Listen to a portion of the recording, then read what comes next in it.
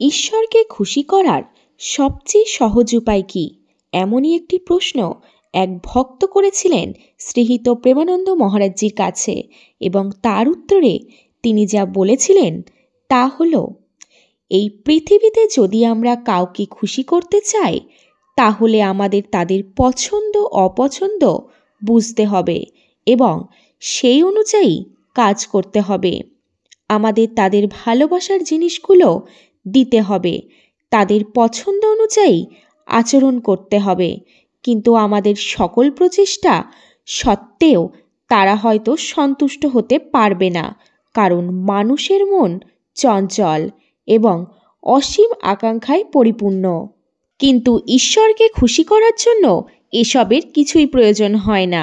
ঈশ্বর কেবল একটি জিনিসেই খুশি হন, তা হলো স্মরণ। শাস্ত্রে সত্যি আশ্চর্যজনক কিছু বলা হয়েছে। অচ্যুত স্মৃতি মাত্রেন, অর্থাৎ অভ্রান্ত ভগবান কেবল স্মরণেই সন্তুষ্ট হন। স্বর্গীয় দেবতাদের সন্তুষ্ট করার জন্য অসংখ্য উপকরণ, আচার অনুষ্ঠান এবং নৈবেদ্য নির্ধারিত রয়েছে, কিন্তু যখন পরমেশ্বর ভগবানের কথা আসে তখন তিনি এর কিছুই চান না। তিনি কেবল স্মরণেই সন্তুষ্ট হন। এটা কতই না চমৎকার! কেবল স্মরণ করলেই কোনো মানুষ সন্তুষ্ট হতে পারে না, কিন্তু ঈশ্বর, যিনি আপনার হৃদয়ের ঠিক ভিতরে থাকেন, আপনি যখনই তাকে স্মরণ করেন তখনই তিনি আনন্দিত হন। ঈশ্বর হৃদয়ে বাস করেন। হ্যাঁ, তিনি সমস্ত জীবের ভেতরেই আছেন। ভগবদ্গীতায় ভগবান বলেছেন, হৃদি সর্বস্ব তিষ্ঠতি, আমি সকল প্রাণীর হৃদয়ে বাস করি। তাই তার কাছে পৌঁছানোর জন্য চিৎকার করার দরকার নেই।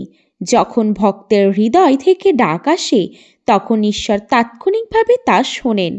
স্মৃতি হলো সবচেয়ে ঘনিষ্ঠ সংযোগ। যখন মন ক্রমাগত ঈশ্বরের দিকে প্রভাবিত হয় তখন সেই স্মৃতি নিজেই উপাসনা, ধ্যান এবং ভক্তিতে পরিণত হয়। নাম কীর্তন এবং স্মরণের মধ্যে সংযোগ। অনেকেই ঈশ্বরের নাম জপ করেন এবং কীর্তন গায়, কিন্তু যদি স্মরণ অনুপস্থিত থাকে তাহলে আনন্দ স্থায়ী হয় না। শব্দ থাকতে পারে কিন্তু মাধুর্য, রস অনুপস্থিত। পবিত্র নাম তখনই সত্যিকার অর্থে শক্তিশালী হয়ে ওঠে যখন তা স্মরণে উদ্বুদ্ধ হয়। ঠিক যেমন একজন ব্যক্তির মন ঘোরাফেরা করার সময় যান্ত্রিকভাবে তিনি প্রার্থনার পুঁতি নাড়তে পারে, এটি কেবল আঙুলের ব্যায়াম। কিন্তু যখন স্মরণ এত গভীর হয় যে অশ্রু নিজেই প্রভাবিত হতে শুরু করে, তখনই আসল জপ করা বলে। অভ্যন্তরীণ দৃষ্টিতে স্মরণের অনুশীলন। ঈশ্বরের স্মরণ কোনো বাহ্যিক কাজ নয়, এটি একটি অভ্যন্তরীণ দৃষ্টি। আমাদের মন কোথায় যাচ্ছে তা সম্পর্কে সচেতনতা। বেশিরভাগ সময় আমরা অন্যদের চিন্তায়, পরচর্চায়, বিচারে বা উদ্বেগে ডুবে থাকি, কিন্তু যে মুহূর্তে আমরা আমাদের নিজস্ব অভ্যন্তরীণ প্রবাহ পর্যবেক্ষণ করতে শুরু করি সেই মুহূর্তে রূপান্তর শুরু হয়। যখন দৃষ্টি ভিতরের দিকে ঝুঁকি পাড়ে তখন আসক্তি এবং বিতৃষ্ণা দূর হতে শুরু করে, কারণ ভিতরের দিকে তাকানো ব্যক্তি নিজের দোষ দেখতে শুরু করে এবং অন্যদের দোষ তার গুরুত্ব হারায়। স্মরণে বাধা কিভাবে আসে? দোষ অনুসন্ধান এবং ভক্তদের বিরুদ্ধে অপরাধ করলে। ঈশ্বরীয় স্মরণের সবচেয়ে বড় বাধা হল অন্যদের দোষ খুঁজে বের করা, ভক্তদের সমালোচনা করা অথবা খারাপ অনুভূতি পোষণ করা। ঈশ্বরের নাম এবং তার স্মরণ উভয়কেই দূরে সরিয়ে দেয়। তাই বলা হয়, সকলের মধ্যে ঐশ্বরিকতা দেখো, সকলকে সম্মান করো।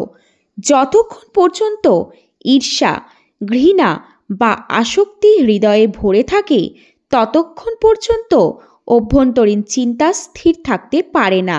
কিন্তু যখন মন সকল প্রাণীর মধ্যে ঈশ্বরকে দেখতে শুরু করে তখন স্মৃতি স্বাভাবিকভাবে স্থির হয়ে ওঠে। এই সময় গুরুর কৃপায় স্মরণের উৎস হয়ে থাকে। যখন স্মৃতি ম্লান হয়ে যায় এবং মন ঘুরে বেড়াতে শুরু করে তখন তোমার গুরুকে স্মরণ করো এবং প্রার্থনা করো, গুরুদেব, আমি অসহায় এবং দুর্বল। আমার হৃদয়ে ঐশ্বরিক স্থিতির প্রদীপ জ্বালান। গুরু হলেন করুণার মূর্ত প্রতীক। তার করুণার মাধ্যমেই এই স্মরণের ভাণ্ডার আমাদের হৃদয়ে স্থানান্তরিত হয়। আমাদের আত্মসমর্পণ যত গভীর হবে তত সহজেই এই প্রেরণ সম্ভব হবে। গুরু এবং শিষ্যের সম্পর্ক হল ব্লুটুথ সংযোগের মতো। একবার বিশ্বাস এবং শ্রদ্ধা সংযুক্ত হয়ে গেলে অনুগ্রহ স্বয়ংক্রিয়ভাবে প্রভাবিত হতে শুরু করে। স্মৃতির গভীরতাই হল ভালোবাসার শিখর। স্মরণের সর্বোচ্চ অবস্থা হল যখন ঈশ্বর ছাড়া জীবন অসম্ভব বলে মনে হয়। যখন হৃদয় কাঁদে, হে প্রভু, তোমাকে ছাড়া জীবন অর্থহীন, তোমাকে ছাড়া এক মুহূর্তও অসহনীয়। এই স্মরণে অহংকার সম্পূর্ণরূপে গলে যায়, কেবল প্রেমের মাধুর্য অবশিষ্ট থাকে। এই অবস্থায় ভগবান স্বয়ং ভক্তকে আলিঙ্গন করার জন্য ছুটে যান।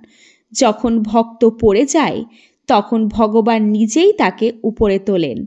এই ধরনের স্মরণ কেবল প্রচেষ্টার মাধ্যমে অর্জন করা যায় না, এটি অনুগ্রহের মাধ্যমে অবতীর্ণ হয়।